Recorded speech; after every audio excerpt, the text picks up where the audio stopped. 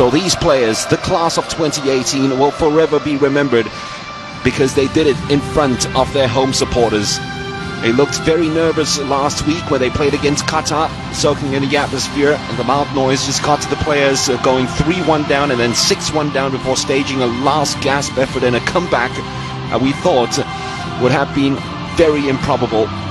Just fell short though in the end, but those players learned. I've never seen a team before concede 6 and keep a clean sheet against the group favourites. They are fast learners, the young Garudas, and they took it all in their stride, got to know each other better, and got to know the fans more importantly.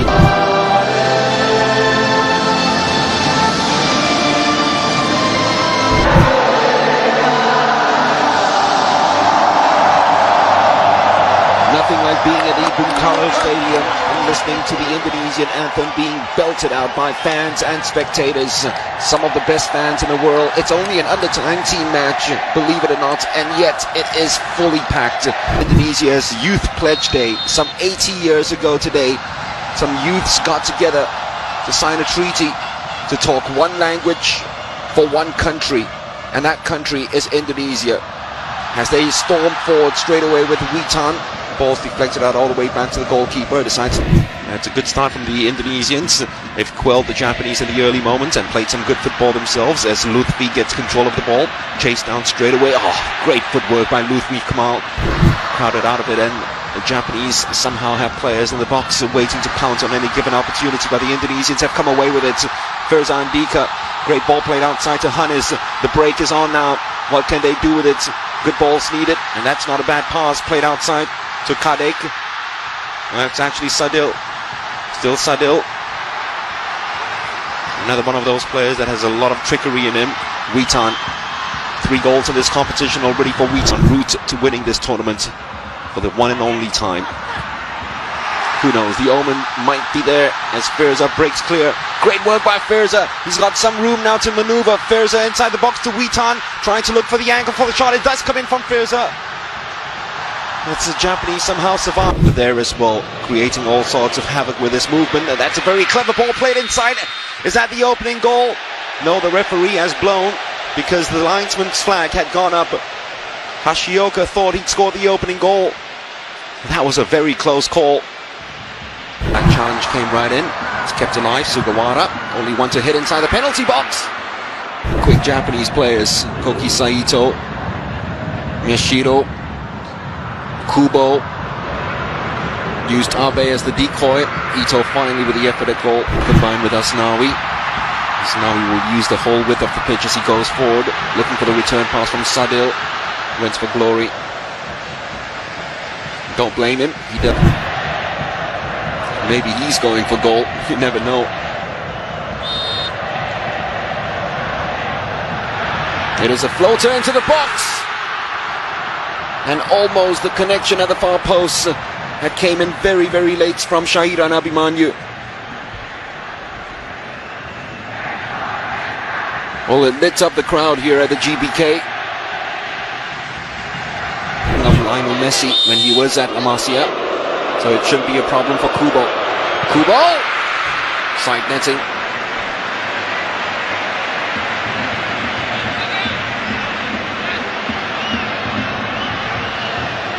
Oh, keeper would have been furious with his ball if that had gone in.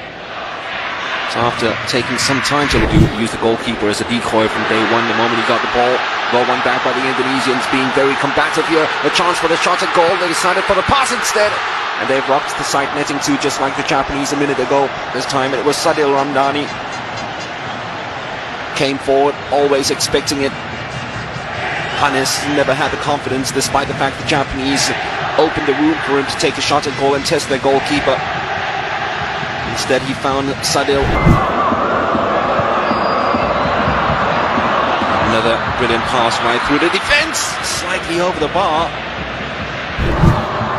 Back to Koki Saito. Ito. Space opening up for Higashi. Higashi! Top corner, top player, Japan 1-0 up. That came from nowhere. And it's been keeping in pattern with the kind of goals that Japan have scored throughout this tournament.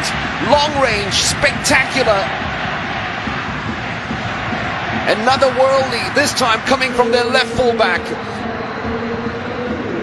Picked that one out. Goalkeeper couldn't do anything about it. And they take advantage of it. Hannes has done superbly well just to hold the ball up, and that is a very clever touch as well from Shahiran.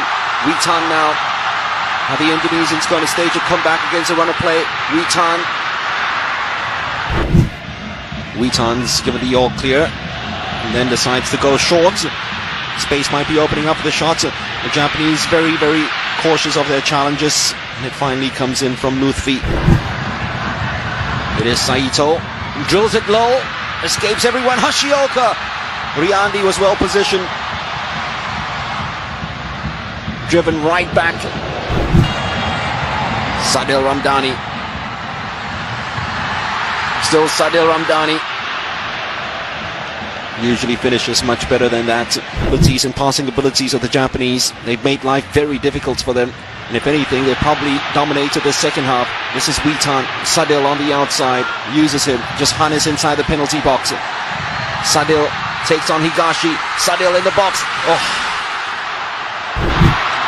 Still dancing along. Final ball letting him down in the end. Here comes the mesmerizing Sadil. Oh, brilliant pass right through the heart of the defense. Decided to take it first time instead of around the goalkeeper. Lost control of the ball. Good decision from the referee. Sadil invites Asnawi to come forward. Asnawi driving right through the heart of the Japanese defense. Still Asnawi. Free kick. Indonesia in a very promising position.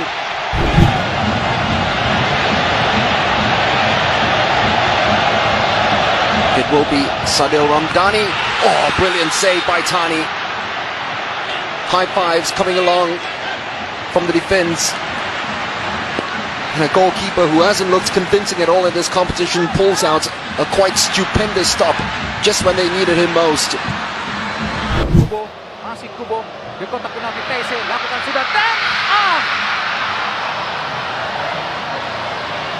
gol para pemain Jepang ini, Bu Supri. Iya, kembali lagi ya. Di situ ada peran nomor 9 di situ, Kubo. Dengan pergerakan ataupun permintaan bola dunia Zero, dia mampu menciptakan golnya yang keempat sepanjang gelaran Piala Asia ini, dan golnya yang ketiga ketika berhadapan dengan Indonesia. Kita lihat kecepatan. Asnawi, ball slightly behind him, somehow rescues the situation and finds some space. Still Asnawi. Is that a penalty? The crowd paid for it. The referee was watching closely. The future of Indonesian football certainly looks good, especially Asnawi. The right-hand side has been so productive in the second half. Ndika. There is Rivaldo. Straight into the arms of the goalkeeper. Takefusa Kubo. It's usually at this point of the game where he's taken up, but he's found a delightful ball to Sugawara, and Tagawa should have scored right in front of the goalkeeper. Well, they've scored goals of the tournament. That might be missed of the tournament. Miyoshi Kubo works that one delightfully. Still Kubo. Kubo attacking the byline. Well, tried to give the goalkeeper the eye and tried to keep it alive, but the ball had already gone out. Is that a corner? It should be. Yes, it is. Oh, that's superb from Kubo. Gone inside. He went to the spots. He was not going to find anybody. Here is Kubo again. Oh, what a brilliant ball. Koki Saito!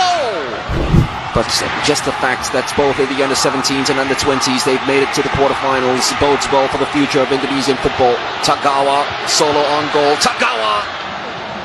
Just cannot find his scoring boots in this tournament, can he? Energy to bomb forward. But it will be Japan through to the semi-finals.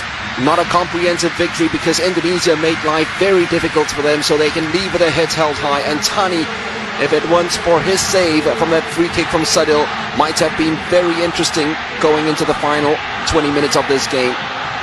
Opening goal was scored with real quality. Shunki Higashi from almost 25 yards out.